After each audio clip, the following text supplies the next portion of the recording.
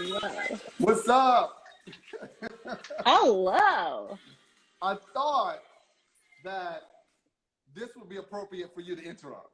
I love it. I absolutely love that music. So, how you doing? I am great. I actually, camera angles and stuff. Let me just fix this ever so slightly. Uh, uh, uh, uh. Okay. Ah, yeah. Okay. Perfect. Perfect. That's good. Yeah. How was your day? So far, no complaints. Good. Well, minimal complaints, I should say. Hey, thank you so much. So, first, thank you for coming on. Thank you so much for having me. Because I know you're busy as a bee. And I really appreciate you taking the time to hang with us. So tell us who you are and where you're from and what you do. Then we're going to get into the conversations that we ask everyone, and then we get into your why you are who you are. Oh, well, how much time do you have? Right? I am Anne. Some people know me as Anne of all trades, and I am a woodworker, sometimes blacksmith, sometimes mechanic, sometimes farmer. Well, always farmer. That's pretty much actually, let's be honest, I do that more than anything else. And I build furniture. I teach about it online. I also go around the country teaching classes in regular non-pandemic times. And yeah, I have a business that employs a few people, and we all work together to create educational content of various forms. Where are you located? Oh yeah, sorry. Currently and forever now, in Nashville, Tennessee. We just moved here from Seattle, Washington earlier this year. Okay. Why the move? You know what? 1 second. Wait. We're going to get into that. Okay, cool. All right. So we're going to go through the list of questions. All right. What word or phrase do you overuse? Literally. What is your least favorite thing to do? Exercise. But you do that all the time, though. Yeah, well, this is literally the whole, everything that I do is literally just to keep me alive, because without those like external motivators, I wouldn't be able to sustain my own human life. What is your most favorite thing to do? Pet my donkeys. Why? Because they're so cute. Actually, let's be honest, I really actually like walking my donkeys in their riding equipment, because like walking behind them and watching their little bums move is the best thing ever. And also like they are really smart, so knowing like they know commands and stuff, and so just seeing the result of 3 years of training and all that like take place right in front of my very eyes was very, very cool and satisfying. All right, cool. Where's your significant other? Currently, Yes. up in his office. He Okay. works from home here. All right. Okay, good. What is the one thing your significant other will want to change about you? Well, I'm sure he would love it if I would live in a condo with him in downtown Nashville or Seattle. All right. If you were invited to a card game and a fight could possibly break out, who would you take with you? To fight? No. A fight could possibly break out. Yes. Oh, I would probably take April Wilkerson with me, because she's the feistiest person I've ever met in my life. Can she play cards? I would assume so, although that's never somehow come up in conversation. All right. What makes you tick? Slowness. What irks you the most? People being slow. Handcuffs or scarves? Handcuffs. What sound makes you happiest? Animals drinking. And that would be pretty loud, right? Yes, the more slurping, the better. But if it's a human slurp or smack, that's an absolute no. Wait a second. Wait a second. So humans can't slurp, but animals can. Yes. Right. Animals don't know any better. That's how they drink. That's right. They can't be taught manners. So their lack of manners is very adorable and, endearing, whereas humans should know better. What sound bothers you the most? Humans slurping, smacking, etc. Actually, also loud breathing of any kind. Also, that pertains to animals as well. What is your favorite curse word? My own audience might see this, so I will just say fiddlesticks. All right. And this will be interesting to hear. What profession other than your own would you like to try? I mean, you've done it all. That is a very difficult. I mean, if I could just instantly teleport and be the equal amount of successful as I currently am, I would love to be a musician. What kind of music? Bluegrass. Okay. All right. If you would have traveled across the country on a motorcycle, who would it be with? Myself.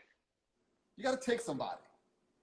Well, it would be for the joy of being alone.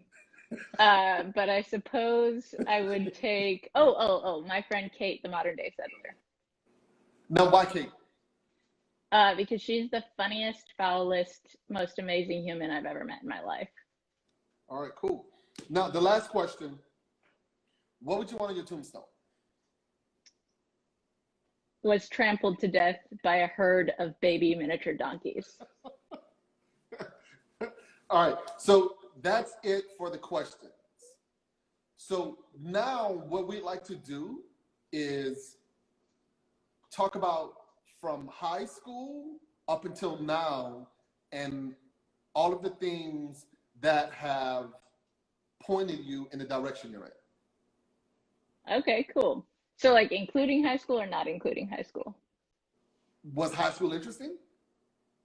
I mean, it depends. Sure, yeah, high school. Yeah, okay, sure. So when I was in high school, first of all, I started high school when I was 12 years old. So I started 10th grade when I was 13. Wow. And yeah, because there's a very much longer story there, but I was doing school in a very alternative way. And so I had a teacher who was in charge of keeping me occupied for 4 periods a day. His name was Mr. Capps, and he let me purchase the equipment to start a recording studio in, ironically, the library. And so I was able to do all the research, and I learned how to, mix and master music. And I recorded a couple of albums in the library. At 12? 13. And wow. Then, and this was bluegrass. It wasn't. I was writing pop songs at that time. I thought I was going to be a pop star. It was. Do you have any that you can hit play and we listen to? No, those are not. This have been scrubbed from the internet, thankfully. Yeah, actually, I suffered from a very interesting thing that my parents were so encouraging of every endeavor that I wanted to pursue that I actually thought that I had some level of skill and talent. And in some areas that was true, but in that one it was certainly not.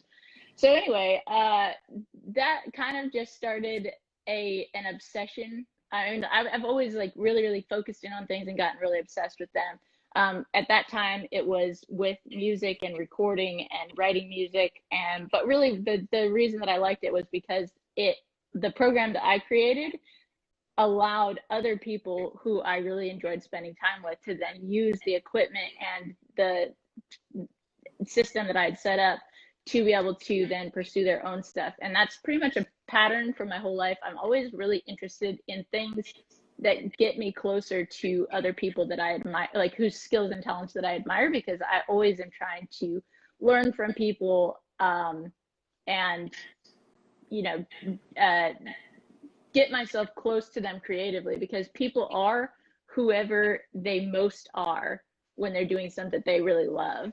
And so after, after high school, and during high school too, I had a few experiences where I was able to work we lived in what's basically a commune, growing up. And so there was a wood shop there and a mechanic shop.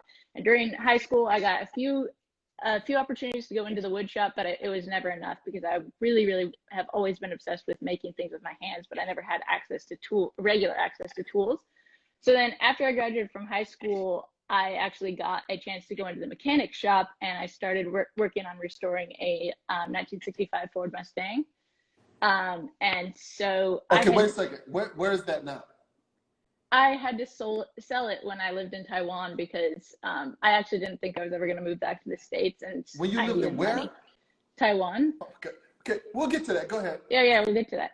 So anyway, I restored that Mustang, but like the funny thing is, I didn't know anything about cars or anything. Like I literally just was looking up tutorials on YouTube, and back then YouTube sucked way worse than it does now, and looking up blog posts and going to the library and checking out books. And basically, like, some really funny things happened during that restoration. Like I bought springs that were too tall for the car, but I had no idea that they would be. So I put them in, and I like put the car down off the lift, and it looked like it had hydraulics in it.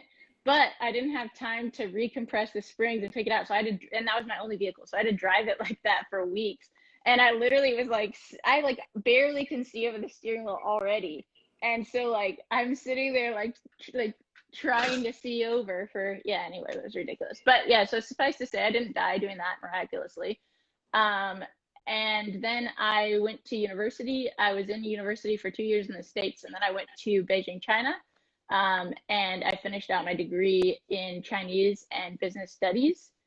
Then after I graduated from university, hold on. Why China? Because it was really far away from Lakeside, Montana, where I grew up. So how old were you then? 17. Wow. 18. Wow. Yeah. So then I was in China. I learned how to speak fluent Chinese. And again, basically just because I really wanted to learn something, I found a way to put myself close to other people. So much to my mother's chagrin, I learned fluent Chinese by basically drinking constantly. So I made up this special little holder thing on the back of my bike so that I could buy 24 40s every night. And I would take my 24 40s to this barbecue stand that was right down the street from my apartment. I would sit there and drink the beers and offer a free beer to anyone who would sit there and talk to me while they drank the beer. Did you say 24 40s? That's correct. So anyway. Wait a second. No offense, there may be some white people in the audience who don't know what a 40 is. Oh yes, so it's a very large bottle of alcohol. It's a 40 ounce of alcohol. And you had 24 of those on the back of a bike. Yes, every single day for an entire year. And so I would usually drink at least, well, in case my mom listens, only one every night. And then I would give the rest away. And then the people would sit there and drink them and then would talk to me while they were drinking it. And because there's like a white girl sitting there giving away free beer. And I'm laughing because the white people are commenting. We know what a 40 is, Robert. Okay, good. Oh, it's also interesting that you can see the comments, but I can't. I've actually never been on someone else's live before. Oh, you can't see the comments? Oh, okay. But actually, it's better that way anyway, because I can barely read, so. Right. Anyway, so during that time, I learned fluent Chinese, and it was really actually awesome because the accidental side effect of that was because I was learning, like the only people that had time to stop and talk to me or the only people that were like kind of coming to that kind of barbecue place were a lot of people from rural China. And so they had tons of like different, really thick accents and stuff like that. And because they were all so curious about like why this white girl's sitting there giving away free beer and wanting to talk to them, I got to have the same conversation like over and over and over and over again. And it really, really solidified like the kind of like basic language skills. And so that like, even though I really just like wanted to eat barbecue and drink and hang out with people, it ended up working out really well because my Chinese got really good. And then after I finished university, I wanted to continue my Chinese studies further. So I decided the best way to do that would be to enroll in a bilingual Bible school so I could study the Bible in Chinese and English. Wow.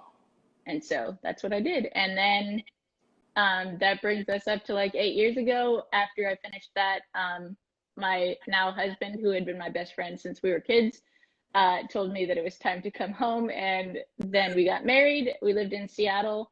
In Seattle, that was the first time in my life I'd ever had disposable time or income and a garage. And so I was like, I had my whole life wanted to have a garage that I could fill up with tools and be able to do all the things that I'd always wanted to do with my own tools on my own time.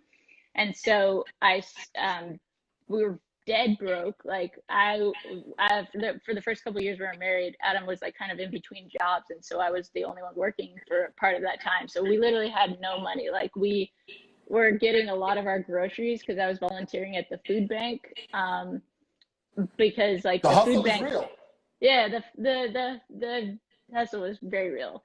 So anyway, I got most of my original tools on Craigslist. I would buy broken tools for dirt cheap, and then I would take them apart and figure out how to fix them. And then I would flip them and buy the next better one. And I've had like, 10 table saws, like 6 lathes, like, 5 or 6 band saws, like all these things. And so eventually I built my way up to a working toolkit. And that's about the time that I started my Instagram account on accident. I thought it was actually a photo like editing site, not a photo sharing site. But that, the funny thing too is like I'm the least tech savvy person in the world. Like I was using an iPod because I actually had a flip phone until like quite recently actually. So there is that. Wow. But Instagram, suddenly I realized it was a social media platform, and I was like, well, this is great because I could use this to find other people that want to make the same kinds of things that I want to make. And now this is like the best iteration that I've ever had of my like people connecting / skill sharing thing. And so I started writing a blog, and that blog got some attention from some magazines. So I got an opportunity to write a regular column in a woodworking magazine. And that woodworking column was like literally the perfect job for me because to be honest, I was losing money, so it's not like it was an actual job, but it gave me the in that I needed to go and visit all kinds of people that I wanted to interview and get to know. And so I got really, really well connected within the woodworking community at that point. And then I met April Wilkerson, and she's like, hey, did you know YouTube could be a job? And I was like, what? And the rest is history. Like I think 6 months after that conversation with her, I quit my job, and I've been doing this since 2018. Wow. So that leads us up to here. Yeah, there's a lot more that we're going to get into, but we have a couple of comments and questions. Riverbend Longbows, ask her to say archery is life in Chinese. Oh, I don't know how to say archery. That's like a technical. Sorry. I can look it up though. What are your plans for your farm animals? Are they pets or sustenance? Sustenance. Should I go further into the plans? There's like a silence. Yeah. Okay, so I have dairy goats, and I had dairy goats in Washington, and I had alpacas, but I had to leave the alpacas there. The alpacas were for fiber. Okay, hold one second. I'm sorry. Oh yeah. How did the farm start, and what was your husband thinking? Yeah, he was not pleased. Yeah. So I after forgot. telling you to come home, I'll show you.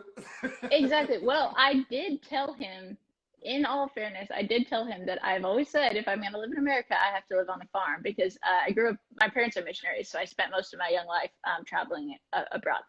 Um, but the farm happened actually, like, I am very well known for a thing called the mission creep, where I ask like a small piece of permission, but then like I take much more than was originally offered. Give him an So, inch. yeah, exactly. So we ended up, yeah, at our first house that we lived in, I basically dug up our entire backyard and I turned it into a giant garden. I had no idea what I was doing. I did lots of failures at that time. And I also Okay, got hold it. rabbits. Yep. 1 second. For the garden, would you grow? In that first garden, I tried growing a lot of things, but I most successfully grew strawberries and potatoes. But I mean, like I had, lettuces and all that stuff. But that first garden was not super successful. But also, we weren't there for a very long time. I think I maybe, I mean, I did cucumbers and like a small tomato plant at that time. But the strawberries were definitely the most successful. Oh, and I had planted some fruit trees, but we only lived there for 3 years. And by the time the fruit trees were making fruit, that was like when we left, which I actually, after we moved, I definitely did sneak back one time and steal some of the fruit because I was like, I earned this. All right. Exactly. Uh, Also, after I had some perennial plants that I had planted in that garden that like after the house closed, I went back at like midnight and dug them all up and like took them with me. But actually, which semi illegal, but they actually complained about the garden, so I actually got to go back and like get more stuff later. So that was great. All right, Uh, cool. but I got some chickens and a couple rabbits. But the thing is that at that house, it was not a nice house and not a nice neighborhood, but somehow they had an HOA. And so What's the that? H homeowners association, so like they have rules about what you can and can't do. Anyway, someone complained about my chickens, and so instead of Of getting rid of course the they did. chickens, It was I Karen. yeah, exactly. Karen was very mad about the chickens, which is like really funny because like that like literally I wish I could just quickly show some pictures of that neighborhood and like how funny it is that someone would complain about my chickens. But anyway, so because they complained, instead of getting rid of the chickens, I got on the HOA board and I became the reception or like the secretary so that I could just delete all the complaint emails and I just kept my chickens Good for you. until yeah, until we had to and then like a very personal turn of events happened and we had to move very suddenly and I accidentally clicked on this ad for this farm that looked amazing on the internet but and was weirdly cheap and it was only a mile away from our old house and so I was like, hey Adam, we got to go look at this place and we needed to find a place to live we had to be out in like 21 days. So we went to look at this place and literally like miracle, like it was a dump. It was an absolute dump. But I, I was like, I was so naive. I didn't know like that it would be that hard to renovate all the buildings and to create a brand new thing and put up all new fences and everything. So, But how many buildings were there? there was there was the house which was quite small, and then there's a barn that was really really cool. Like it was older than the house was, and then there was originally a garage, and then someone built a little babushka garage on that, and then a little babushka garage on that, and it looked like one of those little. So anyway, I was like, oh my gosh, this is like 1,000 square foot shop. Turns out that building was condemned. It took me 3 years to fix it up before I could actually use it again. But I spent the next 5 years basically after we miraculously got that farm literally by the hair of our chinny chin chin, and we moved over there. Actually, our real estate agent let us in like illegally because the house hadn't closed yet. We like brought all our stuff over in the middle of the night, and it was crazy. But anyway, so 5 years later, I mean, I spent the next 5 years renovating those buildings. I learned like literally everything that I know during that time. I started from scratch with the garden. I started from scratch with the animals. I got What kind of dairy farm was goats. it? It was just a 3 acre hobby farm. Okay. And at one point, I'm sure it was like someone's homestead, but it literally was a trash heap. Like, I mean, people had been using it as like a public dumping ground for several years. So I took the first like few months that we were on the property, I took 6 dump trucks of garbage off the property. And Six so it dump was, trucks? yeah. Yeah, Wow. it was a disaster. Actually, like after we got it and I started learning a little bit about what this stuff was, I actually like was like, oh my gosh, I'm so far in over my head. It's not even funny. But concurrent with getting that new farm and moving, I was offered like a job that I was so unqualified for, but it was running a woodworking education program at a place called Pratt Fine Arts Center in Seattle.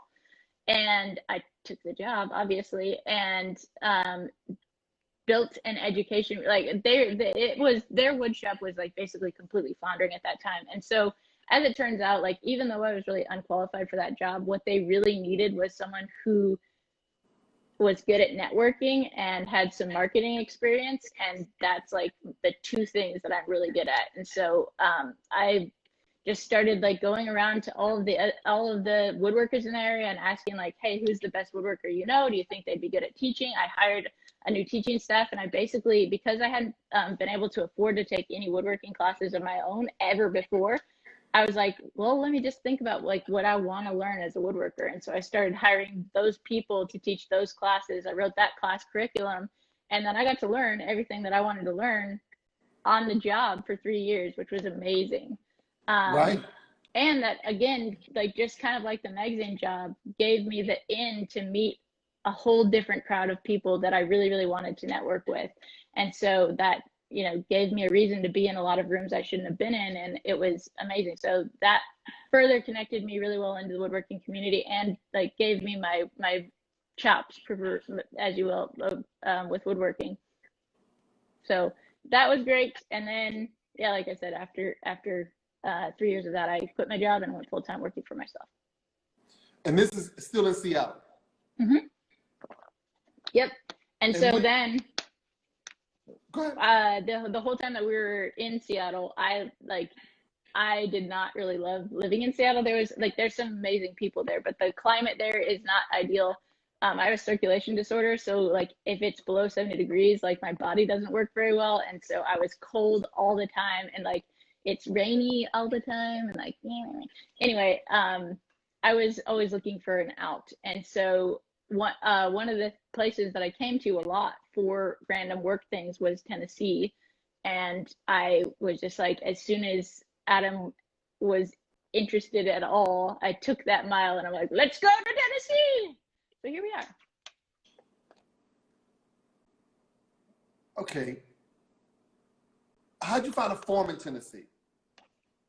Once again, miraculously and on accident, which is basically what the title of my book should be called.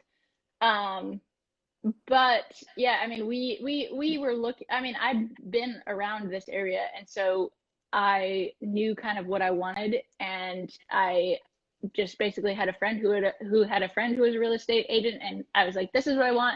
He's like, well, then you want to land in this one specific place, but property never comes up for sale for there. So you're like, you can wait like up to 5 years to even get anything. And I was like, well, no problem, because we don't need to move right away. Well, we were actually going to come down to Tennessee because Adam had never been here. And his little sister lives here. And so we came down to visit her, and literally while we're like on our way, our real estate agent called, and he's like, hey, you're never going to believe this, but like this place came up. It's not going to be on the market for more than 24 hours. How about I pick you up at the airport? I'll take you over, and you can decide if you want it. And so it was really funny because we did just that. But literally, Adam has never, like, we got off the plane and like he got to like see Nashville as we were like driving by it. And then he had to decide whether or not we were going to buy this property because it wasn't going to be available very long. And so we really lucked out. We happened to be here when like the place of our dreams was for sale, and we got it. Wow. How big is it? So for safety reasons, I never actually talk about like details of the property, but it's much, much bigger than our property in Seattle. Did it have animals on it? No. Yeah, so we actually trailered our animals down from Seattle here in the middle of the winter, and it was quite the journey because we had to stop like every 4 hours to take care of the animals. But there was this weird, funnily enough, not even corona, but there's this weird virus going around with animals at that time, so we couldn't let them out of the trailer, so we had no choice but to literally just drive straight Um, That's crazy. yeah, it was crazy. It was insane. And also we could like we averaged going 30 miles an hour the entire time because like we were stuck on mountain passes and like all like horrible storms and like it was quite the How journey. how big a trailer and how many animals were on the trailer? So that's where it becomes somewhat less impressive. But we were pulling it with Adam's 20-year-old SUV, so then it ups it again. So we had three goats, one of which was pregnant, and my two miniature donkeys, and my cat, and my two rabbits, and my dog. That's impressive. But then we got here, and since then, I got a dairy cow who then had a baby. I'm getting six more beef cattle, like moms, that will have babies in the spring. In a couple weeks, we're getting some more sheep. I have two sheep that we got once we got here, and oh, I have two lives. I got two livestock guardians. Oh, and now we have like 50 chickens too. How many chickens? 50. But we'll be getting like 300 more. Don't tell Adam.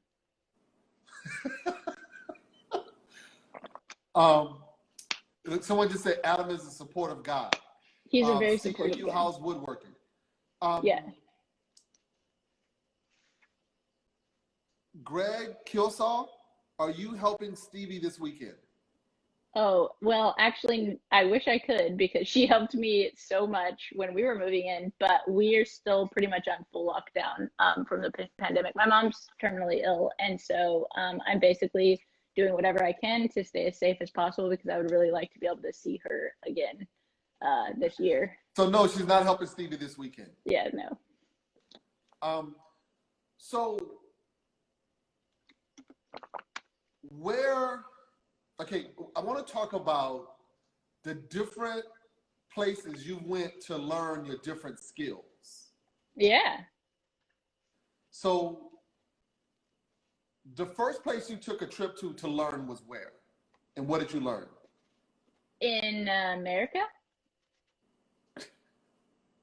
Yeah, we'll go through them all. But Yeah, okay. The first. I mean, I took the first woodworking class I'd ever taken when I got hired at Pratt, and so that was I mean, and Pratt is also where I took all my blacksmithing classes for like 4 years too, and that was like an amazing perk of that job. But then right after I got hired at Pratt, I was offered a chance to take a class at the Port Townsend School of Woodworking in Port Townsend, Washington, How far because away was that? like an hour. Okay. Or maybe 2 hours or something. Right. And then after that, I started going all over the place. Like I went down to Texas to take to like do kind of a private class with someone at Homestead Heritage, which is in Waco. It's a really awesome community. I absolutely love going down there. And while I was down there, I did a little blacksmithing with them too. And then I think I went to Kentucky for something, and I don't remember, to be honest with you. Pretty much after that, and then Tennessee. I went down to Tennessee because I wanted to meet my favorite spoon carver that I met on Instagram, who then he and his wife ended up being some of my best friends, and now we actually work together here in Tennessee. So that's pretty cool. No, who is he? Josh Nava. He was doing at that time a project called 365 Spoons, where he carved a spoon every day for 365 days. Yep, follow him. Yeah, he's awesome. Okay, so keep going. I mean, yeah, sorry. Yeah, sorry. So then I mean, wow, we're really racking the brain here. Then I went, probably the biggest like life-changing classes were coming down here to Tennessee to take chair making classes with Greg Pennington, who makes Windsor chairs. And I mean, literally making my first chair, which I always said that I was never going to make a chair because it looked super tedious and boring, and I was not interested in doing that. But I made one, and it basically it changed who I was as a woodworker. And I mean, like I literally, aside from wanting to live close to Josh and Deb here, I was super excited to move closer to Greg Pennington. And so that was really, really transformational. And then the only other really like class that really, really, really stood out to me was I actually started woodworking because I wanted to build a mandolin. And so when my friend Austin, excuse me, who's a guitar maker, offered a class in South Carolina at I think South Carolina, Greenville, Green something. Anyway. I think that's South Carolina. Yeah, so it was at my friend Caleb James's shop, and I was super excited to be able to go do that. So I went down to South Carolina, and we, four of us built mandolins, and it was absolutely awesome. So. Can you play it? Yeah, I play mandolin.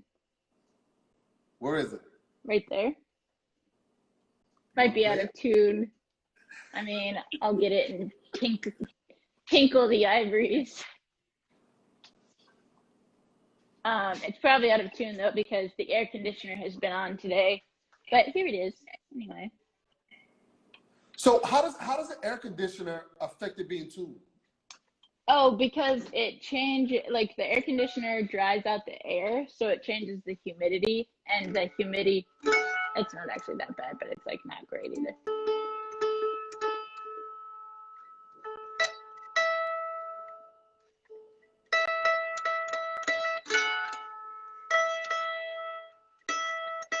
Now tuning with an audience is the greatest thing ever because I feel like it takes like 3,000 times as long when someone's listening.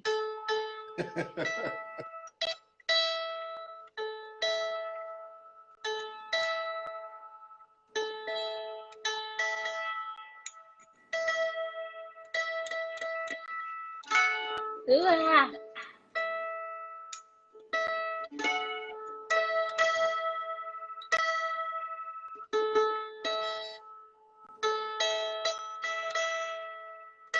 Anyway, well, you just lost your entire live audience. So we just increased. We're at 104 now.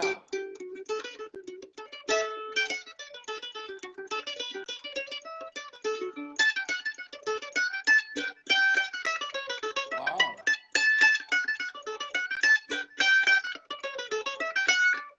Anyway, there's that. Wow, that's impressive. Well, it's a little ditty. Let me just put it over on my Windsor chair that I made. There we go. All right. So, CAU House Woodworking Design says, hey, George, you want to help Annie build her shop? George Von Driska? I think that he might, actually. Okay, that's good. Tell her she's an inspiration, makes me want to try something new. Jitta loves giraffes. That's the goal. The whole point of this is to, sometimes, basically, I grew up in Montana. I wasn't allowed to take wood shop and stuff in high school, like at our high school, because it was like very conservative. But, it's really powerful to be able to see people that look like you doing the things that you want to do because it is very empowering, right? So that's literally the entire goal of this is to do fun stuff and have people get inspired to do stuff that's fun for them as well. Cool. People like that. One guy's like, you're just getting started, but you were good. What? One guy said my mom plays that same song on her violin. Oh yeah, it's a pretty famous little fiddle tune. In fact, it's actually from a fiddling book, believe it or not. The Fiddler's Fake Book. The best. There's some receipts that were stuffed in there when I cleaned my office the last time. So you can read music? I can read music now. Funnily enough, I actually played violin and viola in orchestra all through school. But I actually got kicked out of orchestra when I was in high school, my senior year, because my orchestra teacher found out I couldn't read music. And I was like, but why does that matter? Because I play all the songs, right? And she's like, well, you can't sit in first chair if you can't read the music. And I was like, okay. So that was that. Someone asked, where's Blacklumberjack located? New York. That's right. NYC. Gare Bear Woodworks. Hey, Annie. what haven't you done? Girl, you're amazing. Lisa Krimmer, I agree. What have you not done that you want to learn to do?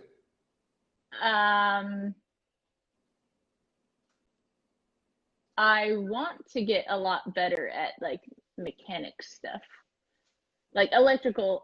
Like I am not really good. I can, if I can see it and it moves, then I can probably fix it. But like chasing down electrical problems, like in my golf cart and my vintage truck and stuff, like is not very easy for me. Does Annie follow any special skill learning techniques or principles?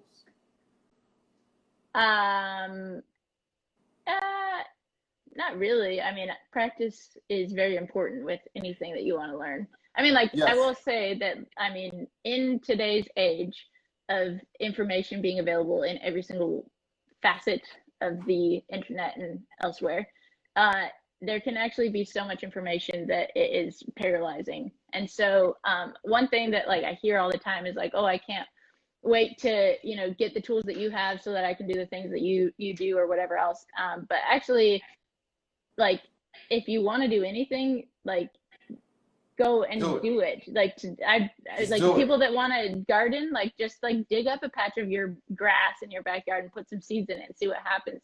People that want to do woodworking, like, I guarantee if your house is older than 10 years, you probably have some piece of crap saw and like something else in your garage. So like go out and see, like try something with it. And then when you fail or when you succeed, then you become a better discerning customer for the next tool that you want to buy. And like, so use your tools that you have in front of you until you know exactly what it is that you need to buy next, then go do that, rather than like trying to amass this huge toolkit just so that you can one day do things, because someday will never come if you don't ever take those first steps. Yes, you're right. Okay, so we got a few questions here. What kind of diet do you keep to maintain your energy through the whole day? We talked about this. Go ahead. I mean, I drink a smoothie every morning that is made from kale or spinach, depending on what's in season, and vegetables and some protein powder. And then I drink a pot of coffee. And also that goes in it is yogurt and other things like that. And then I usually pack some kind of lunch, but I've actually been really bad about doing that lately. So I have these like keto meat sticks that I've been eating and pickles in my office. So that's like a delightful lunch with some nuts. And then for dinner, depends on what time we actually stop working, because if we stop working at like 7, then that means I still have 2 hours of chores to do with the animals. So then I'm going home at 9 to make dinner, which like how many hours are you working a day? I mean, like just a normal 18-hour day. I don't know, like it just really depends on what's like. The work is never done. That's the real issue, is that having a good cutoff is important. You need to go to sleep and get up and do it tomorrow, because it's not going anywhere. Yeah, but if I get back up to the house by like 7, a reasonable time, then I'll usually make dinner. And I love like making bread and grilling meat and some kind of vegetable. I really like, basically every day I make some kind of like stewed vegetables or like stir fried vegetables, or a salad or something like that. But who likes salad really? Where are you in 2 years? I'm gonna just ask the question. I hope to be opening, well, I mean, if miracles happen, I will have already opened and be fully running our new school that we're building right now, and farming. Okay, all right. This is there's a lot going on in my head. There's questions coming. Okay, let me tell you. This cuts off in an hour, and then we can stop and start again. Excellent. But we can get a tour, right? Sure. I mean, if the internet, I think we can do a tour. If the internet is somewhat spotty in this valley, but we can try. All right. Okay. So we're gonna ask these questions. Oh, Jesus, there's a bunch. Okay. So the tour. So let's go to the questions now. The tour we do part 2. Sure. All Andy Pastor, you have mentioned you suffer from depression at times. I suffer from depression as well. Do you Yeah. have a mantra or saying that helps you keep the bridge those times? I do not.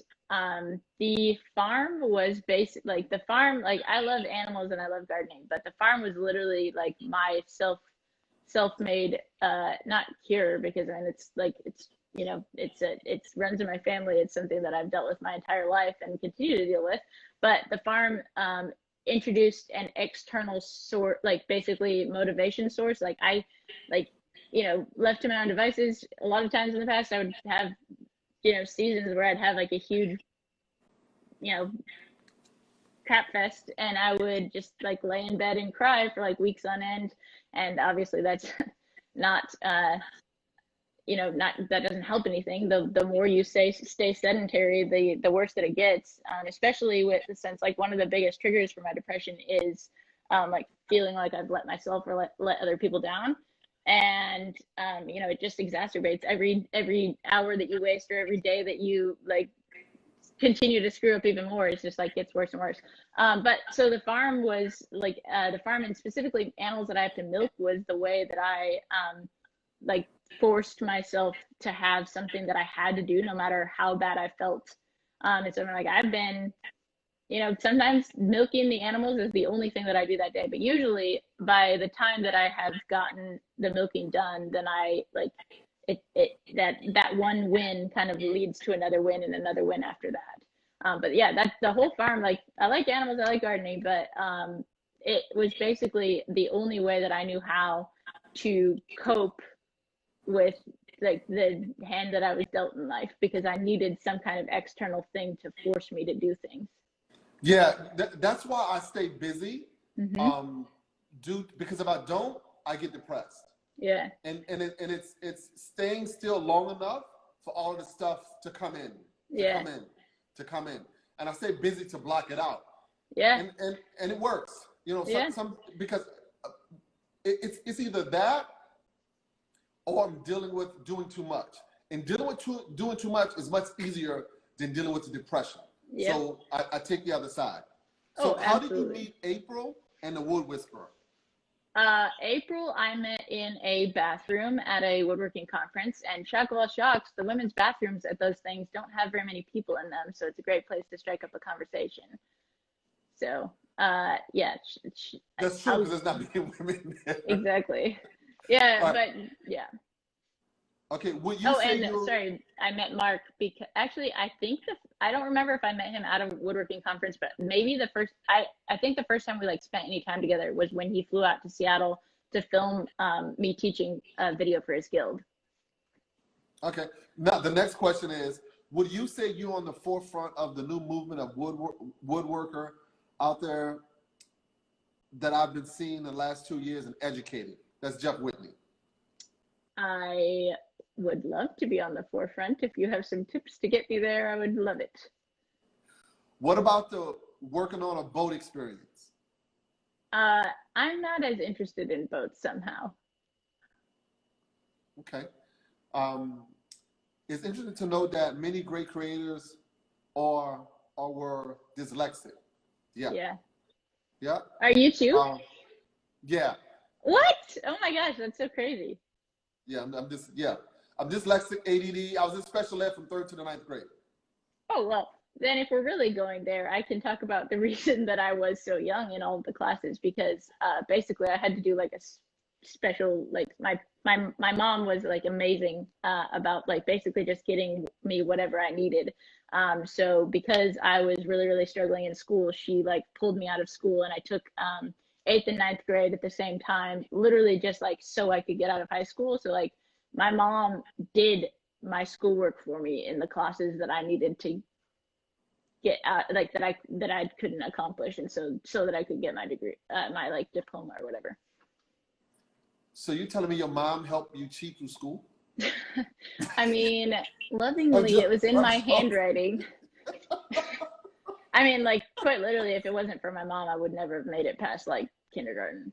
Like, she's the most incredible person in the world. Like I mean, the funny thing is, which is not funny in retrospect, but like I always like I thought there was something like really, really wrong with me my entire life because I didn't understand why other kids could just like do things that I couldn't.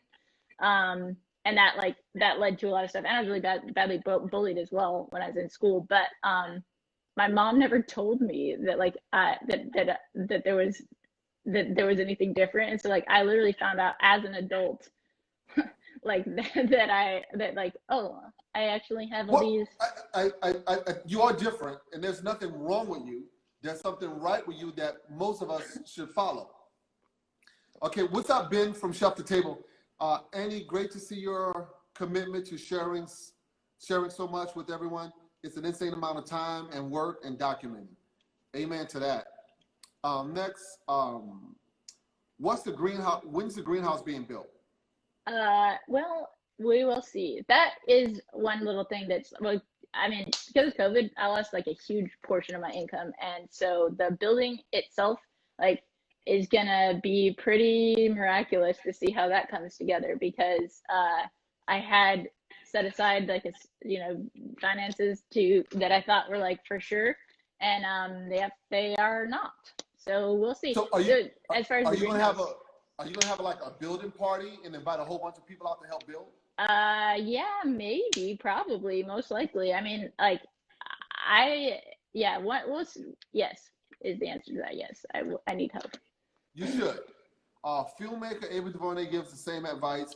Use what you have to start instead of just sitting still, waiting for something. Yeah, you got to just do it. Yes. A pot, not a cup of coffee.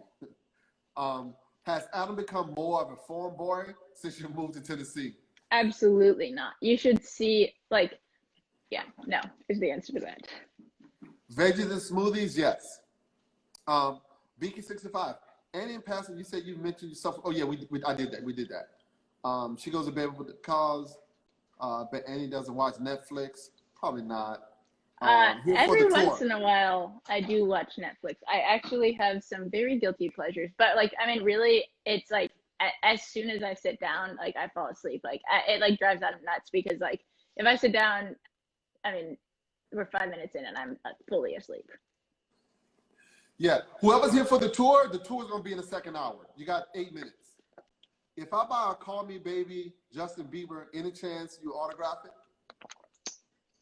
Of course.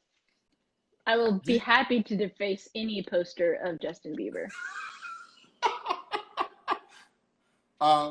You are very self-reflective and empowered. Don't doubt yourself.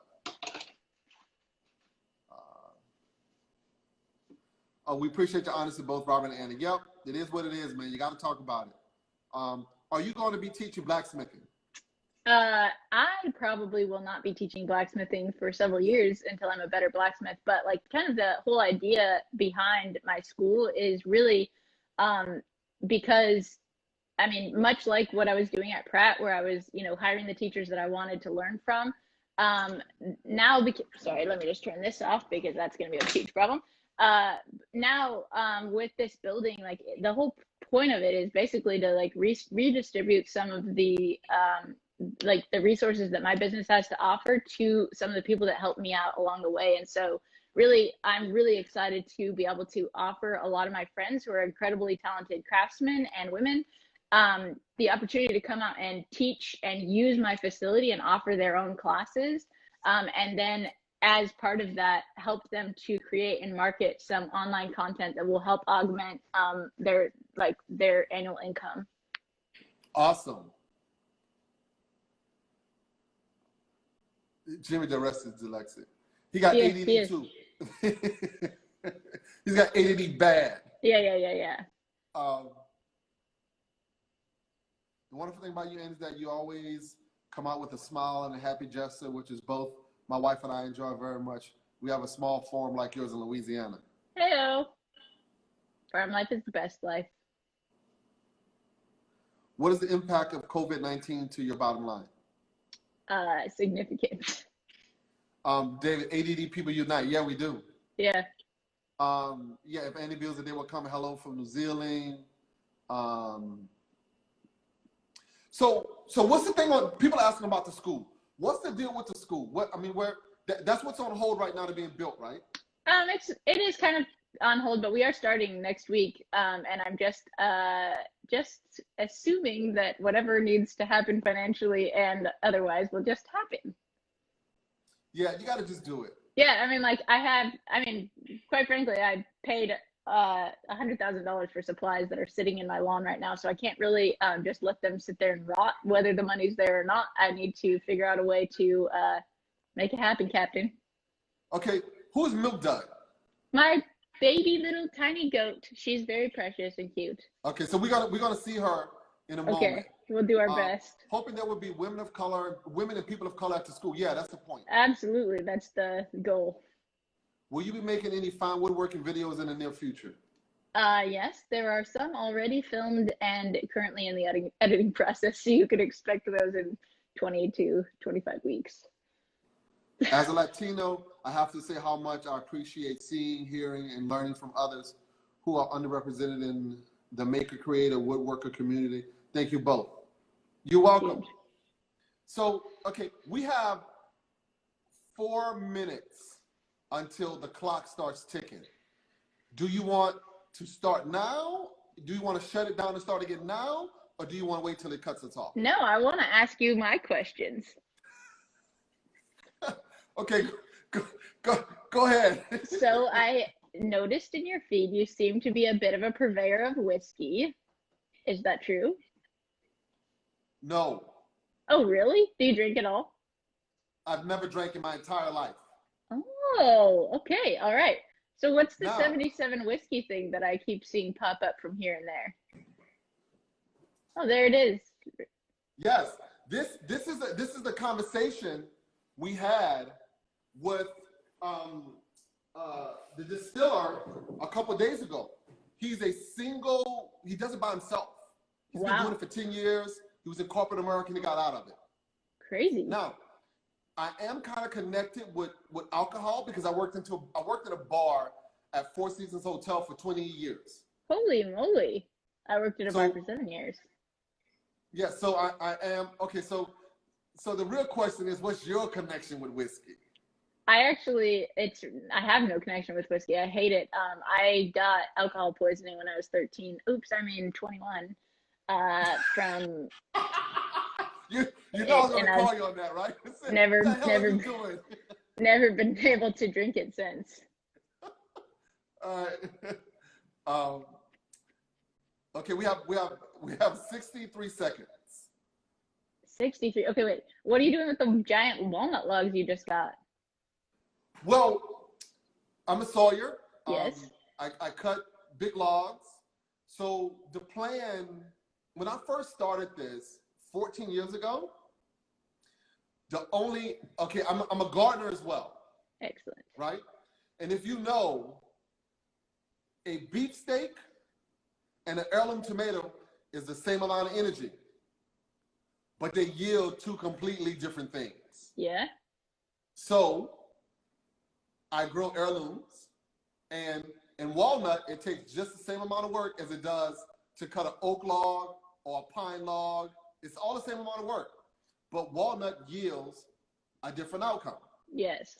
So we're gonna stop in 9 seconds. So let's get off and we'll get back on and we'll talk more and do the tour. All right, sounds good.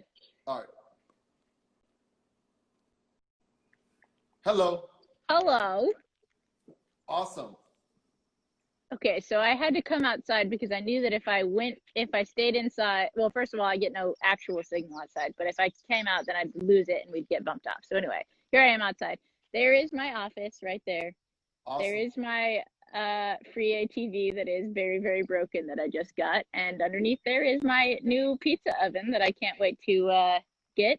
My beloved golf cart, my garden, what is there right now, and then behind me you see all of my building supplies. And then what's in the garden? Oh, everything, but most importantly my pickle and okra forest. So a lot of dill, a lot of okra, a lot of different kinds of cucumbers to be made into pickles, my favorite food.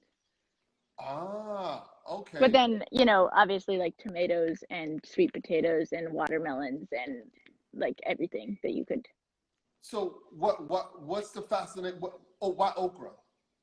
Oh, because I love okra. Fried okra is my second favorite food to pickles, but Yeah, maybe I'm from first.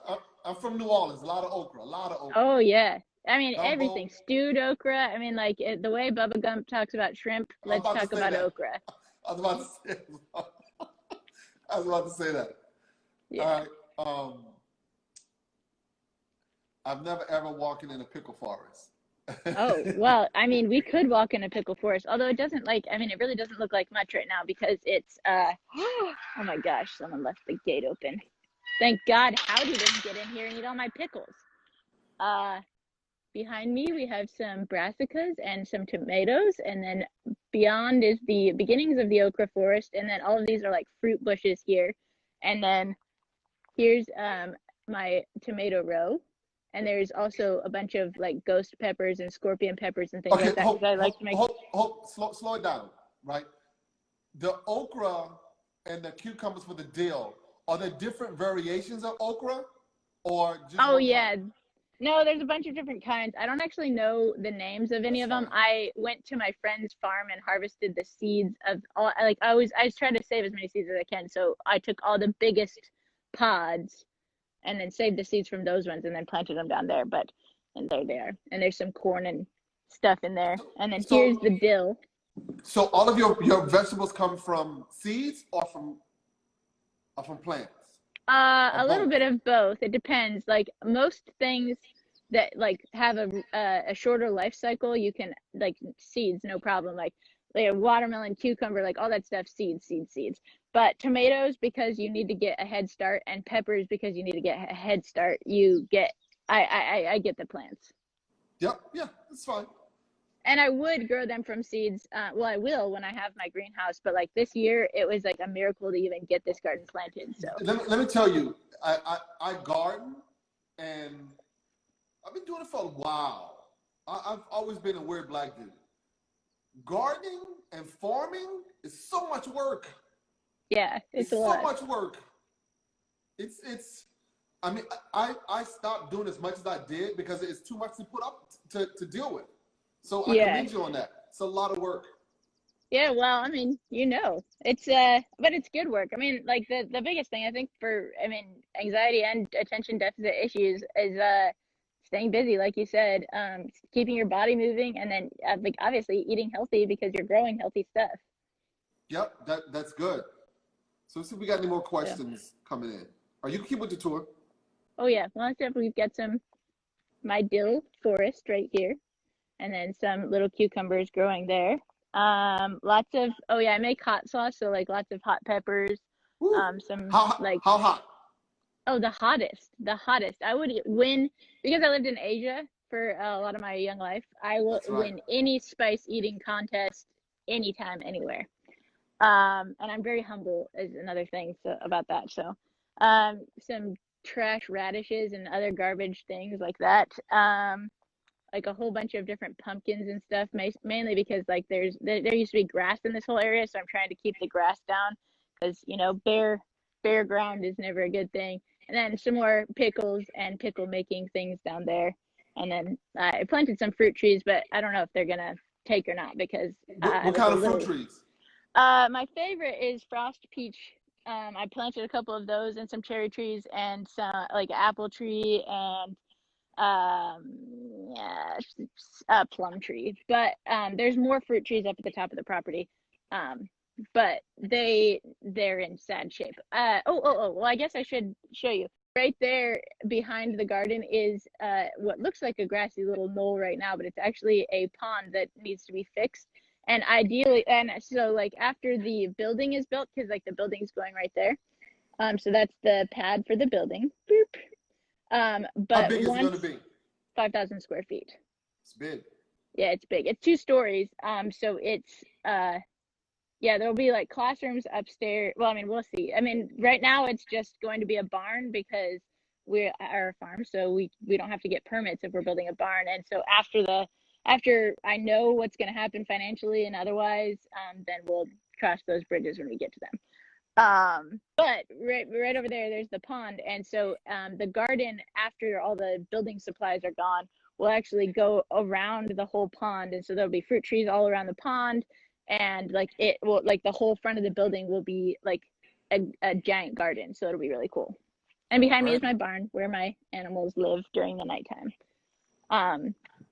Now I can take you, if you want to see my woodworking shop, you have to go and watch my YouTube video for my tiny woodworking shop, because there's no internet in there.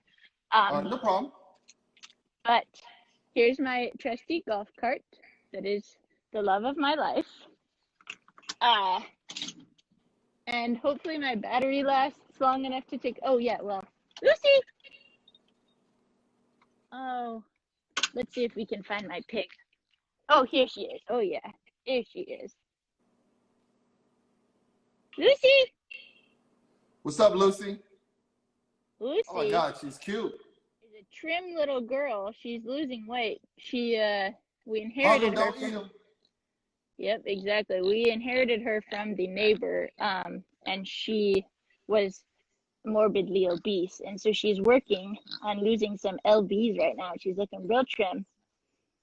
Anyway, that's Lucy. She's great. How old is she? She's like 1.5. The neighbor had her as kind of like a lawn ornament, when she stopped being cute and fun, we got her.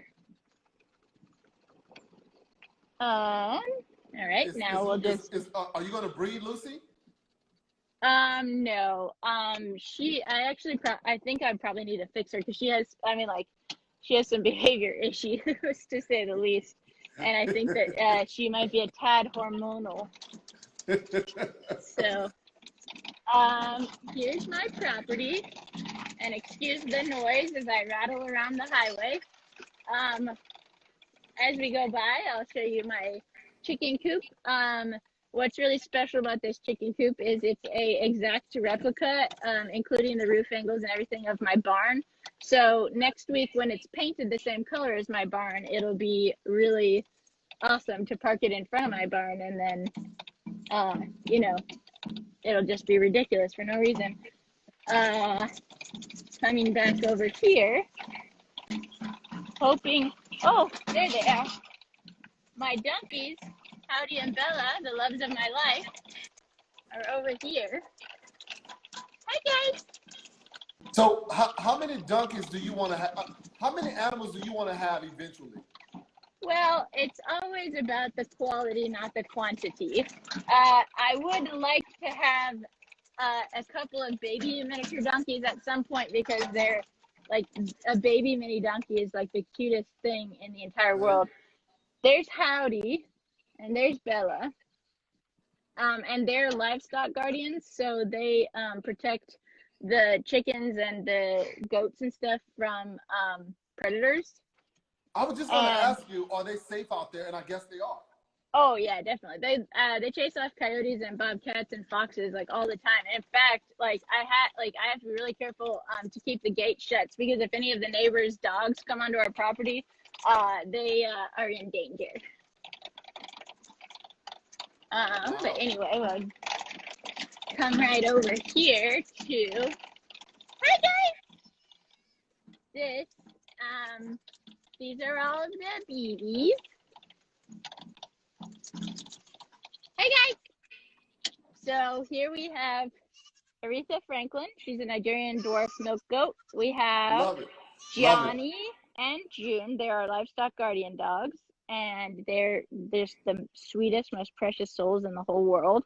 Over there we have like a little shade shelter that was a recycled bicycle we found on the property, so that we can, give them shade when it's hot. Then we have Dolly Parton, who is a award-winning milk goat, so named on purpose. Love Dolly Parton. And then we have the lambs. These lambs were bottle babies that we inherited from one of the farms down the street, because they, don't have time to raise bottles. But anyway, they're for meat. And then there's Milk Dud, as requested. What's up, Milk Dud? World Champion Cutest Goat Award. She was 1 pound when she was born, and she is now a very big girl. But you actually see, she's half the size of her siblings who are standing behind her. So she's, I mean, I think she's probably going to stay really tiny for forever. And then we have Brenda Lee, the other goat, and that's pretty much it. I mean, Rigby, my other dog, is up at the house, and Oliver, my cat, is probably sleeping in some engine somewhere. So anyway, there's the whole crew. And well, and just to give you a picture of where we came from, that's the barn that we came from. There's the donkeys again. There's the little chicken coop, and the building supplies for my building is over there. And then Wow. this is like we have some forest, which is fun, and it up at the top of the hill you like it's a cool little hill to hike. Yeah, it's a And nice piece of yeah, land. these little guys hanging out. Yeah, we really lucked out. Like I mean, literally we were able to sell our property in Seattle in a very timely manner to some people that like appreciate all of my repairs that I did, as opposed to, you know, someone else who might have appreciated them less. And we got to come down here, and it was like, I mean, your Seattle dollar goes a lot further in Tennessee. Yeah, it does. Yeah. Yeah, someone's asking, do I have a YouTube channel? Yes, it's Conversations with Blacklumberjack, and that's where this is going to go. Also, Annie. Oh, glorious! Perfect! Wonderful! Someone's Look got a beagle named Lucy. at that sweetness! Look at that sweetness! Just Do you have any cleaning up his bees? buddy. I have bees. I had bees in Washington, but I left them there, obviously, because I couldn't put them in the trailer with the animals. But I have some swarm traps set around here, and hopefully I catch some. But if I don't, I did hear word that, do you know Craig, the Barefoot Forge? I've heard of him. Oh, well, I mean, you should actually have him on here. He's a hoot, although it might be inappropriate. I mean, we'll see. Anyway, he's great, but he does a lot of beekeeping, and he has like way too many hives to manage right now. So he was talking about putting some in his VW bus and bringing them down, and I was like, let's go. Where's he located? In Ohio, no, Pittsburgh, Pennsylvania. Someone says, what about alpacas? Oh yeah, we'll be getting alpacas again. We left the alpacas in Seattle because they would have because we weren't able to stop and let them out down the way here. They have like circulation issues would have been a problem. They could have, like, their hearts could have stopped on the journey here, so we had to leave them. What about horses and donkeys? Donkey hugs. Donkey hugs are the literal best thing. In fact, here comes Bella, so we might be able to get one. And we won't get horses unless I mean, I would love to have a horse, just to be clear, but they are really expensive to maintain and feed and all that stuff. And also they just take so much time. Like, the reason for the donkeys is that you get like all the bang with like zero effort. I mean, there's still a lot of work, but I mean, significantly less. Bella, you want to give some huggies? Hey, could I have a hug? Here we go. You can give some hugs. She's crying because of the flies. Hey. Oh, please don't step on me, though. How do you want to give a hug? Nope, he's camera shy.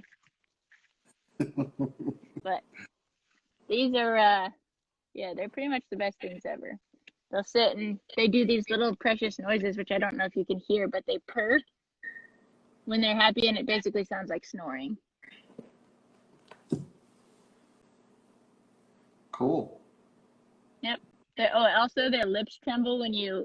Oh yeah, here we go. Here's the goods. Hi, buddy. Hi. There it is. Anyway, yep. So there you go. There's the whole place. Sweet. Very nice. So now you can tell me all the rest of your gossip, because we have a whole nother hour. Just kidding. You don't have to stay for that. So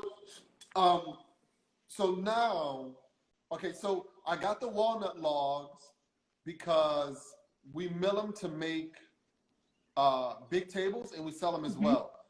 And it's funny because I found those logs through doing my first live with Martin Goebel.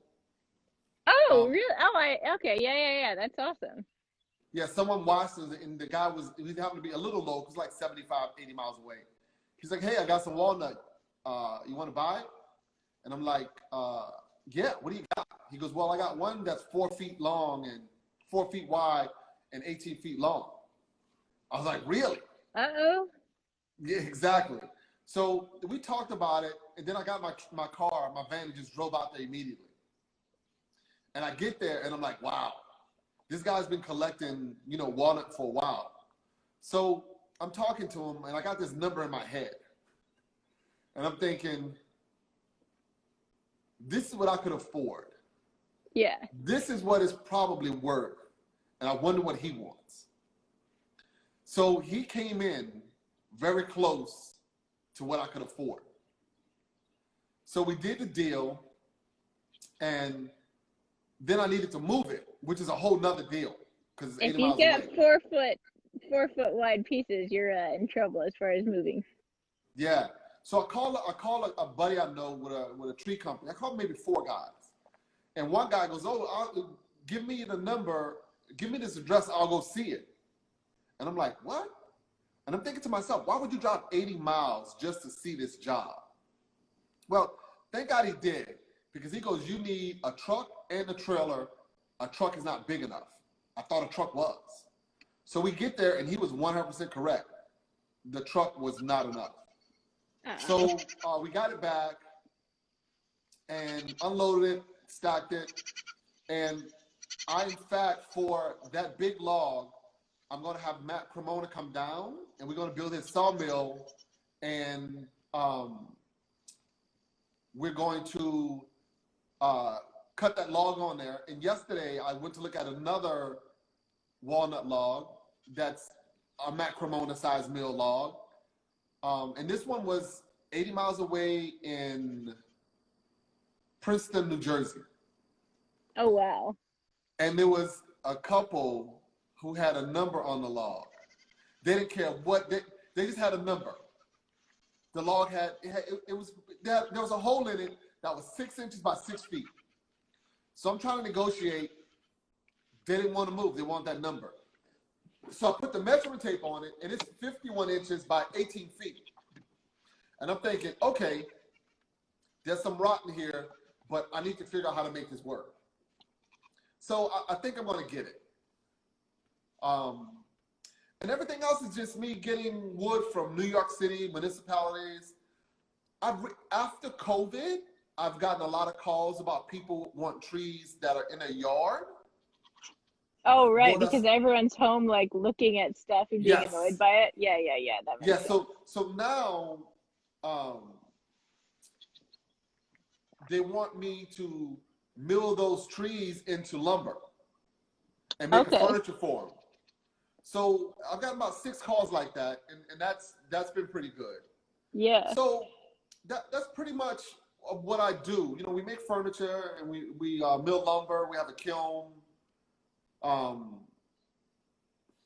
And right now we're working on a job for PayPal. Whoa. Which is a good job. Yeah.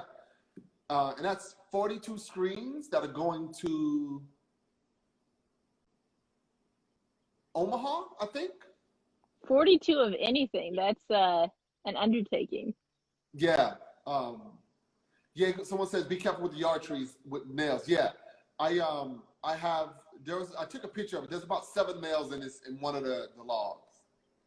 But we used to try to cut the nails out, and because the current log is 22 feet long and about 20 inches wide, to cut the nails out is too much. Yeah. The blades are $30. So yeah. I'll spend $100 to cut it, resharpen the blades, and keep the wood. Yeah. Someone, hello from your favorite. Hello, you are my favorite woodworker. You're my favorite in woodworking. That's to you from Yoruba. Definitely to you. No, that's to you. And that's it. We just finished a big job for a country club in Long Island. We did the metal and the wood there. Wow. How many people work on your team? 6. Oh, wow. Jeez. Yeah. We have 2 in the yard, 4 in the shop. Yeah. The yard really should be maybe 1 or 2 more, because we have probably over 1 million board feet in lumber, and none of it is documented. Yeah. I mean, it's so much work, and for us to have to stop to photograph, measure, organize every single log, it just kills production. So Yeah. I need to figure that out. Yeah.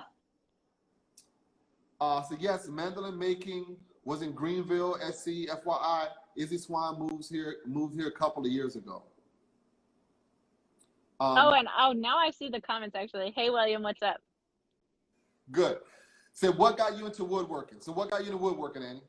My grandpa was a woodworker, and I loved working with him in his shop, but he died when I was 12, and so I didn't get to like get back into woodworking except for like I said earlier, a couple times I got to go in like the wood shop at our community. But I really got into it when I started doing it like 8 years ago. What's your favorite hand tool? A number 62 hand plane. If you could make one thing, what would it be? Like only one thing for the rest of my life, or just I would make one thing right now? Both. Money. Just kidding. Yeah. Hate it and love it. Yeah, exactly. I don't know. I like making spoons, but I mean, I would never want to make anything for the rest of my life. That would be horrible. That's the reason I do what I do. Yeah, that's why you move a lot. It says, Robert, do you work with mahogany? No, I don't do any imports. Everything is local. Good. That's great. So, what would you like to add to your form that will make it different than other forms? Of course, the woodworking shop, but what is it you want to add? Well, as after the woodworking shop is done, I plan to, and I mean, I don't know if I'll go, like, it really depends on how much I grow my business, because, and how many other people I can get involved. But my ultimate life goal is to open a living history museum, showing what life was like in like the 1800s for, settlers that like came across the US. So I want to make a timber frame cabin and fill it up with stuff that I build in my wood shop. You know, it'll have a little like farmstead on it that operates like it would have if it was back then. Because one of the I mean, like basically one of my favorite places when I was a kid was this living history museum that I got to go to on a lot of our field trips in my special program my mom created. Dusty Corpse animated trailer looks awesome. What keeps you both moving forward? You go. Other people. I mean, like the farm is what keeps me going in the day to day. But I mean, my biggest motivator is building relationship with people.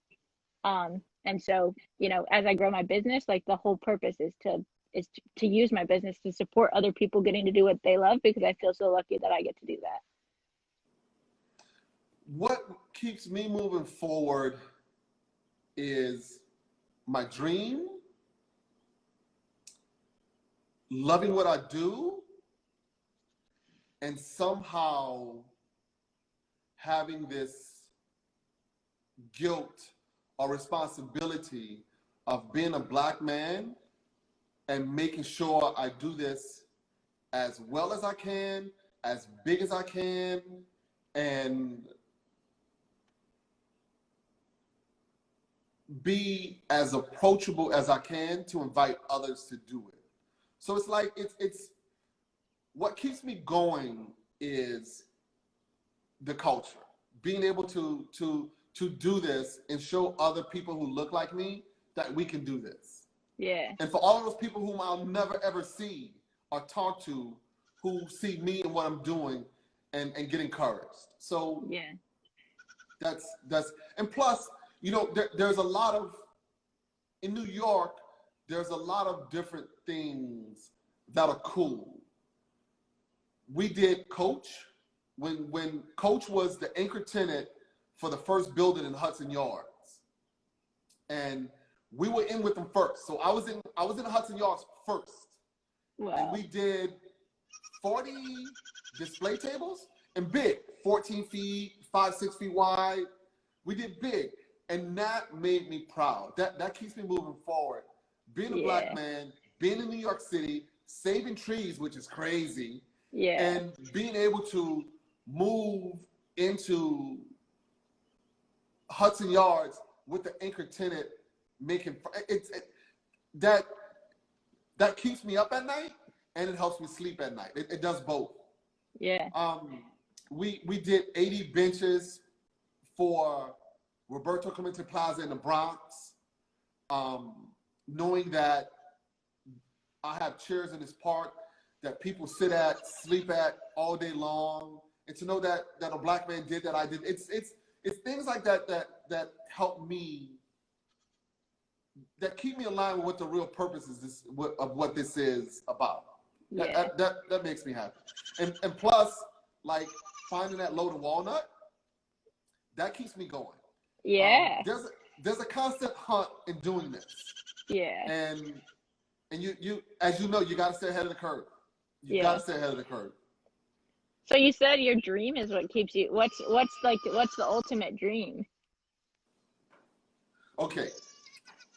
If you check back at my feed a couple of years ago, and this is gonna make you laugh, the ultimate dream is, and I went to look at the property maybe 2.5 years ago. I didn't get it. It was 14 and 16 acres.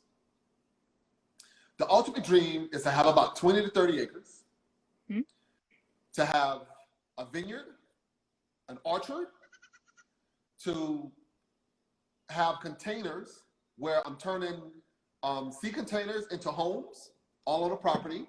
I'm still doing the woodworking. I have greenhouses set up like I do now, storing my lumber, and build a container hotel where people out in the country can come, live in a hotel. They can see us build the furniture, build the containers, build the furniture, and there's the wine, there's the fruit. So that's the big thing is a lifestyle. Yeah. But that's a lot. Hey man, one foot in front of the other, and you're doing big stuff, so you're on your way, huh? Yeah, it's a lot. It's a lot. Yeah. Right now, my shop, my yard is a lot of overhead. It's $5,000 a month. Shoot. And yeah, and I need to, and that's just the yard. That's not the shop. Yeah. It's not employees. So what I need to check is how I can reduce that, probably by getting the place upstate. So half of that $5,000 goes to owning and not renting, and slowly push it the other way. Mm-hmm. So yeah, that's what drives me. When did because we got distracted before you talked about how you got like your start doing this stuff. How like, especially being dyslexic and ADHD and depression and all that stuff, on top of the fact that you're black, like what was that? Where did that ball start rolling? Okay, when I was younger, I played football and I was put into special ed. So I was put in special ed because I lived in one neighborhood and we were bused to another neighborhood that wasn't like my neighborhood. Did you grow up in New York? New Orleans. Oh yeah, that's right. You said that. I'm a Southern boy, and the teachers didn't get me. You know, they wouldn't say shut up and sit down. They would send me to the office. Yeah. So I was put in special ed, and I was there from the 3rd to the 9th grade. So there, I thought something was wrong with me. But I kind of knew I was different. I didn't know how, I didn't know where, I knew I was different.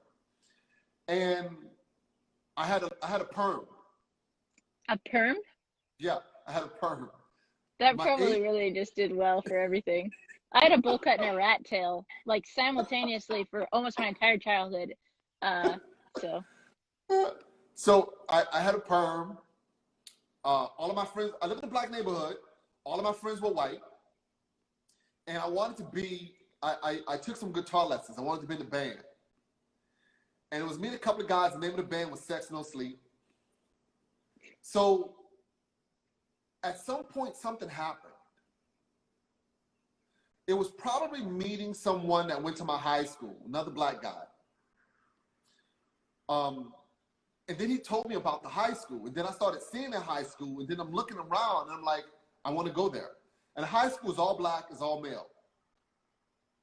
And by chance, I happened to get in. I wasn't smart enough. It was by luck, by phone. That's a whole other story by phone call. We get into the woodworking part. So my uncles were carpenters. And as a 15-year-old, I would go to the work site with them. They were building homes, building big houses. oh, cool. And I would go and work with them. I would stain wood. I'd, clear out dirt. And I get into this school and everybody looks like me. I forget my homework one day and I get paddled. I get paddled. And Annie, let me tell you, I went from a special ed kid to I was one of the most behaved. I was a prize student at that school. Amazing. How did you manage to like do your schoolwork and stuff like that? Like, was it just that much more of a stimulated environment being around like Yes. people that look Yes. like you? And yeah. Yes, because no one was looking at me like I was different. And the other thing too is if I didn't do my homework, I got paddled. Yeah. So that kind of kept me honest on doing my work. Yeah. And I didn't feel different. Now, granted, right? It was a track system. And I was in 7th. So I was in the worst of the students, but that was 100% better than where I was. Yeah. And at this time, I got into politics. I was a Republican. I worked for 41, did the White House. I did Capitol Hill. I did the RNC. And I go to college. I get in Morehouse after being rejected after being rejected 3 times. Then I moved to New York. So I'm in New York and I'm working at Four Seasons Hotel. So I don't know if you're familiar with Four Seasons Hotel. Oh yeah, they fans. Yeah. Yes. So I'm hearing, and at this time, I got a collection of probably 10 Volkswagens and a Porsche. Where are you keeping them? I was paying a guy to store them at his place, like a couple Did they $100 a run? month. Half of them did. The All other right. ones were Works in progress. Yes, works in progress. And I have a 51 Beetle, a 54 Beetle, a 69 Corman Ghia, and a 72 911 Porsche. Cool. The other ones got lost in storage. I couldn't pay the guy, and I had to walk away from him. But I'm hearing these people talk about their summer homes. So here's this poor kid from Louisiana. I worked in a bar, and everyone's talking about a summer home. And I'm thinking, damn it, I want a summer home too. And so, I want a summer home. Let's go. Right? So I'm starting to look for a summer home, and I'm like, I could build a live and work loft. I could get a summer home that's huge. I can live in it and work on my cars at the same time. Well, the first one I found was in the New York Times classified section. It was for $59,000. It was an old bar feed store. So I drove down. I'm super excited, right? I give the guy $5,000. I'll buy it. Just like that. I drive home and I'm thinking, you really didn't look at that place good enough. So I drove back. I didn't tell a guy. I drove back. I'm walking in. I go upstairs. I look through the roof, the ceiling. The sun's coming in. Oh, free skylights. Love it for everyone. So, and it was that way the entire roof. And I'm thinking, there is no way I'm going to be able to fix this place. So I go talk to this guy. Of course, I lose my money. Shoot. He was shady, which is fine, because that $5,000 was peanuts compared to what I would have. Yeah. What I would have put into it. Yeah. So I'm looking, and I'm doing research on this guy, right? And I'm doing research on the property. And I found out that he bought it at a tax auction and paid $9,000 for it. So I called the town. I said, when's the next tax auction? Yes. So I go to the tax auction, and I'm looking at this ginger ale factory, this big, beautiful old wooden building that was kind of leaning. Like, oh, I can jack it up. So I go to this tax auction. That ginger ale place went for more than my budget was. So this other place comes up that was an old auto garage, and that went for $1,300. I'm like, hell, that's way under my limit. I'll take that. So I purchased that. And as soon as I get there, the neighbor comes out. What are you doing here? He was nasty. He was nasty. And I said, I just bought this place. And he's telling me that. I said, and I'm like, so you're telling me instead of you congratulating me, you've been a dick? That's what I told him. And he continued to be. And he was the entire time. And they fought me in that town tooth and nail to not put a house there. Yeah. Because the neighbors didn't want it. Yeah. So I had to get the building inspector. They checked it all. I had to get an architect to draw plans. It was good to go. It was good to go. So I flew in my uncle, my dad, and my brother. We started building a house. And I'm camping out in the back in my van. And I fly in my grandfather, uncle, and brother, and we out in a tent, and half of us in the van. And in the mountains, it's 90 in the day, and it's 50 at night. Yeah. So we're sweating, working during the day, and at night, it's cold. And my grandfather was 70 at the time. Oh my God. And I'm like, Dad, do you want us to get you a hotel? I'll get you a hotel. He goes, no. If y'all can sleep out here, I'm gonna sleep out here. So we did that for a week. And I'm saving money in the hotel. That's going okay. So I'm putting it all into this house thing. And that's how I got into woodworking. That's awesome. That's how I got into it. I wanted cool stuff to put in my house, and no one had it. I couldn't get it locally. This was 14 years ago. No one had it. Yeah. And part of my success was being first to market. Yeah. So that's it. And one thing led to another, to another, to another, to another. I mean, it wasn't easy because I would drive a trailer and logs 100 miles each one way, 100 miles one way to get the stuff milled. Yeah.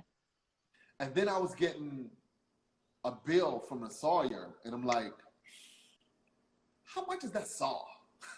Yeah. So I found out how much the saw was, and I went and bought a saw. The rest is history. The rest is history. That's awesome. So let's see if we got any questions. This first having a conversation, chances are. Thank you very much, brother. Gotta go, but this has been great fun to watch. Thanks, Meredith. It's 0:30 a.m. and I'm watching two like-minded strangers from 1,500 miles away talking about the experience and my love of the internet. Yep, absolutely right. Creative Construction UK, you got it. I'm dyslexic. Yes, it does. It gives you different lights. Yep. Yeah. So, yeah, that's it. I mean, I love what I do. I'm happy about making a contribution, which is the same thing that you have, which is why you want to make a school, because you want to make a difference. Yeah. And that's kind of, it's not easy. It's not easy at all. Yeah. So closing, what, if anything, would you do differently? Let's hear from you. Your stories are way more interesting than mine. What would I do differently? You know, and for me to do what I did to make it happen, I kind of had to isolate myself because there was so much I didn't know. Yeah. There was so much I didn't know. So what I did was I put myself in this bubble, right? And in this bubble, I had my business plan. I had what I want to do. Now, being outside of that, I didn't know what was right or what was wrong because I only stayed in my bubble. Yeah. And I didn't let anyone come in my bubble to burst it. So I kept my head down and I pushed, and it grew. All unconventional. Yeah. I never worked in anyone's woodworking shop. I never went to woodworking school. It was just a dream. It was something I wanted to do. Yeah. And I just kept pushing and pushing and pushing and pushing and pushing, and I didn't say no. But if I had to do it again,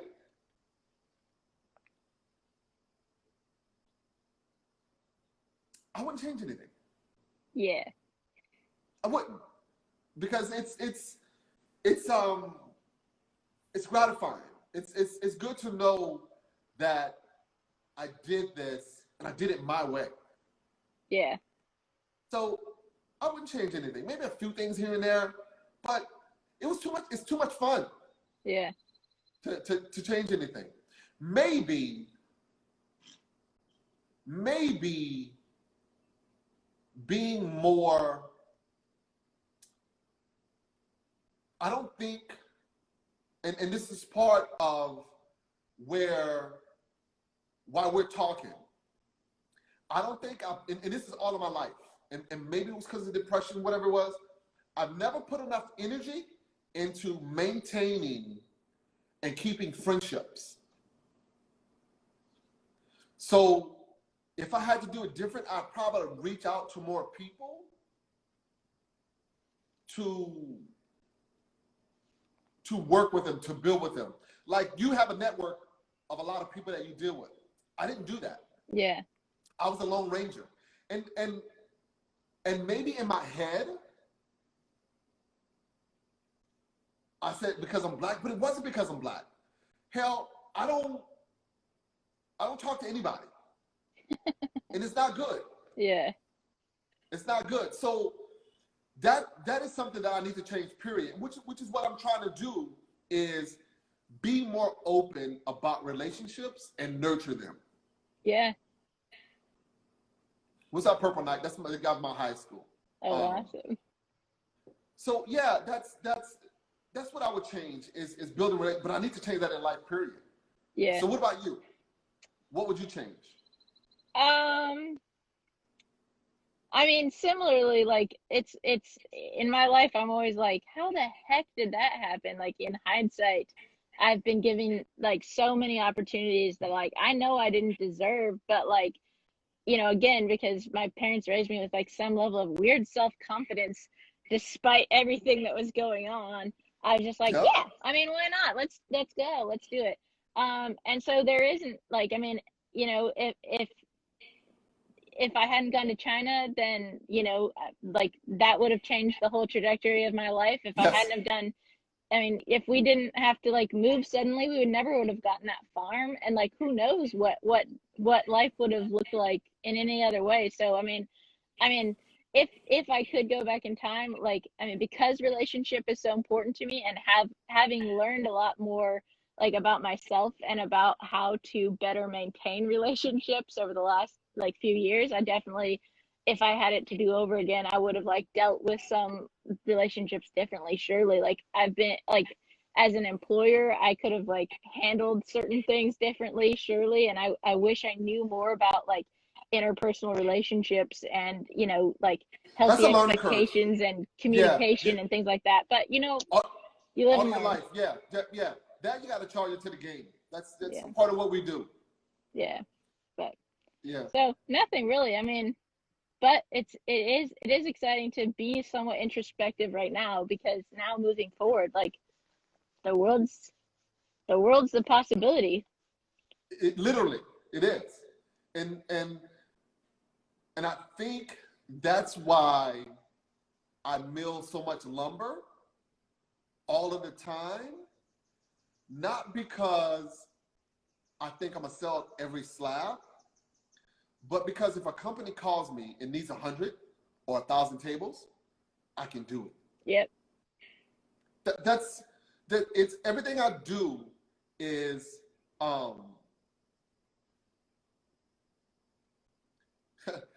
this guy said, I'm in Louisiana, went to Xavier, grew up in the Bronx.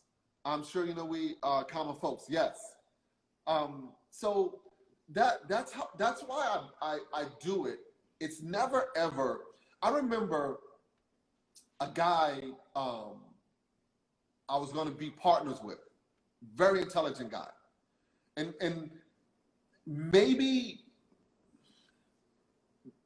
we talked, and I was telling him, this was 7, 8 years ago, and I was telling him I had 15, 18, 20-foot boards. And he was like, no one's ever going to order that. Why do you have that? I'm like, how do you know no one's going to order it? We just haven't got the call yet. Yeah. And as brilliant as he was, we weren't supposed to be partners because he had limitations and I didn't. And maybe it was due to my ignorance. But that's what got me to where I am, is not being smart enough to know I was being stupid. Ignorance can be a fantastic tool, for sure. Exactly. And I just pushed. I mean, I have 33-foot slabs. I don't have 33-foot slabs because it's not by chance. I've gotten a call twice for 33-foot slabs. Yeah. They just weren't wide enough. So the name of the business is to be ready when the call comes. Yeah. And that's it. I met Antu. We had dinner after a class at LAP. Lost Art Press in Kentucky. Lost Art Press. Is that Christopher Schwartz? Do you know him? no? He does a lot of woodworking. He's a really talented writer, but he has a publishing company called Lost Art Press, and it's in Lexington, Kentucky. Okay. All right. Cool.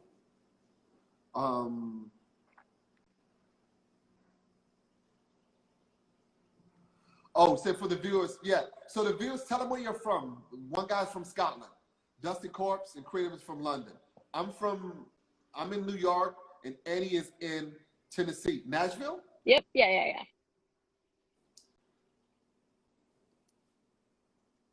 I went camping in Nashville. Did you? Yeah. Sounds like there's a good story there. It was. I'm not gonna go into it though. I bought some tools. On eBay, and there was a lot of tools. And at the time, how long ago was this? Maybe 15, 16 years ago. And at the time, I had a girlfriend in Atlanta. And I flew to Atlanta. We drove to Nashville. We camped out, poured and rain.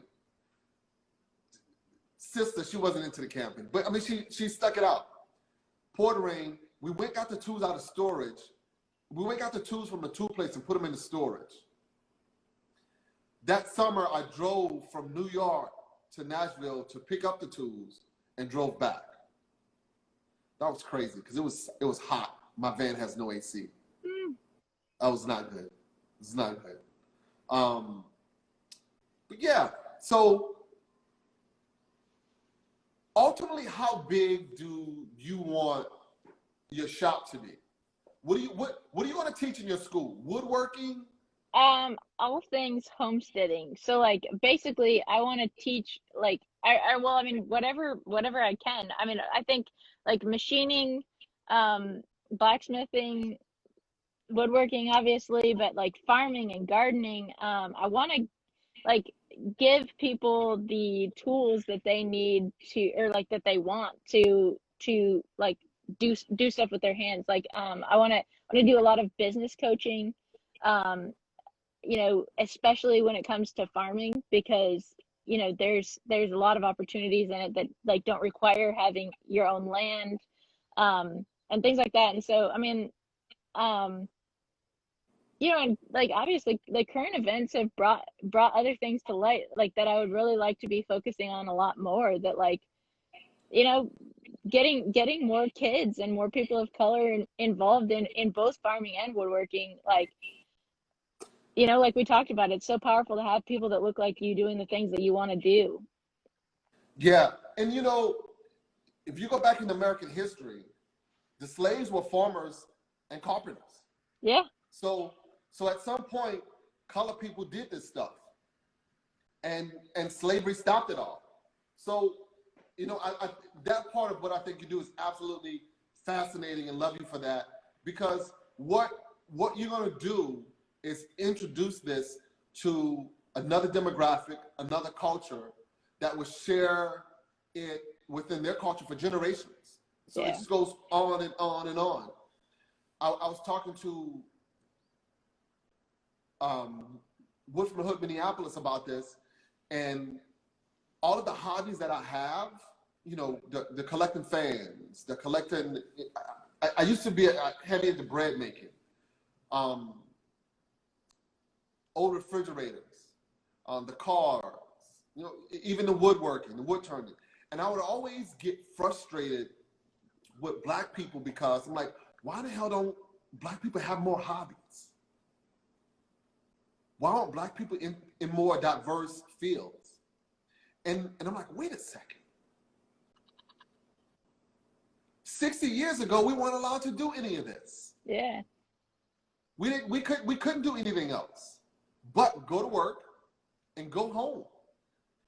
And that's where the light came on. Because the fact that we don't do this doesn't mean that we can't or we won't. We just haven't been introduced. Yeah. So that's where your responsibility becomes a lot greater. Yeah. Than you know. Yeah. So, and thank you for that. All right. Well, in the last 5 minutes, then, like, not to derail things or anything, but can you like, and also my battery might die, so if it does, like, I'm not hanging up on you. But like, do you have any things that like that you think that like your like white listeners could do to make an actual difference right now? You know what? Yes, actually. If you don't have any Black friends, if you've never been to their home, if you've never eaten in a Black restaurant, if you've never been the minority, see how that feels. But I'm not talking about in a bad or uncomfortable way. I'm just talking about being a minority. If you listen to hip hop, go to a hip hop concert. If there's a certain type of food that you like, just see what the other side is like.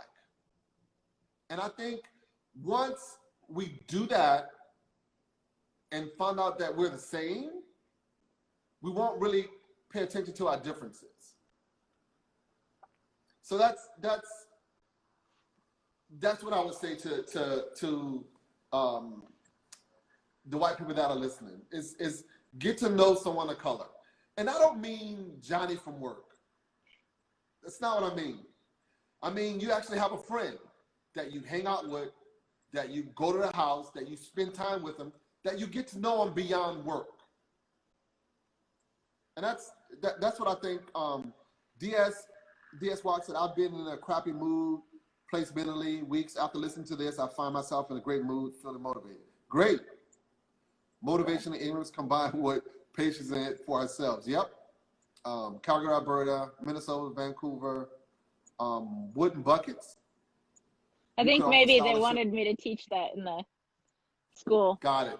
And someone said something about scholarships. That is, I'm working actually scholarships for people of color and also access to our online content into the curriculum as we speak. Yep. Yeah. Jeff, you're right. Yes, slaves built the White House. Provide experience to people of cities who don't have understanding. This is so great. Loving the convo. Yep. Lived in the black neighborhood in Chicago, was in Atlanta. Yeah, those are two very different places, but good. Yeah, so we got 2 minutes, and the clock is ticking. Okay, well, so, in those last 2 minutes, I'm gonna like echo what you just said about like finding a friend of another race. Like that is so huge. I mean, I think racism stems from fear, and fear is caused by the things that we don't know. And ignorance, yep. Like, I mean, you know, it is hugely powerful to literally just put yourself, if you have someone that you love that is from a different background than you, like that's going to change your whole perspective on everything. And I mean, yeah, so I would say that's the greatest way is to familiarize yourself in an intimate way, not like a sexual way, but like, I don't know why I said that. I mean, like find some close friendships and pursue those people and be a good friend. Yeah, yeah, and it's and it's for me, this community has been great. It's been great, and and I came into the community bold, Blacklumberjack. I mean, how much more bold can I be than Blacklumberjack? Yeah, and people love me, and yeah. I'm happy about that. And it was great to see that all of the people who responded to the George Floyd thing, the Black Lives Matter, that really made me feel good. Yeah. That really made me feel good. And it made me realize I was in the right place. And when the other thing that I laughed about was when you all posted stuff about that, and then the little races come out, oh, what about this? What about this? What about that? What about that? And I'm like, you don't really get it. Yeah. You don't really get it. I was happy that they exposed themselves so I could kindly remove them. We got 5 seconds. I love you. Thank you. Thank you all. Good night. Amen.